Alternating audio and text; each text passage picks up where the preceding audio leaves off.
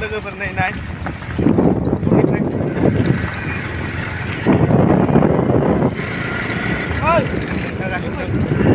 लोगोफ्राव फैगासिनो दं दै नाय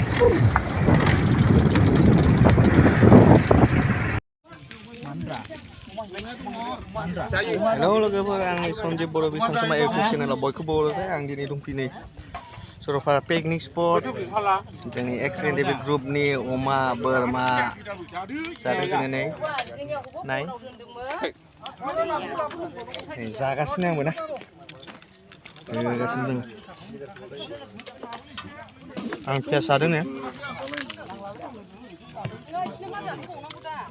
नालांबाय था भिडिअखौ लोगोफोर जोबजासिम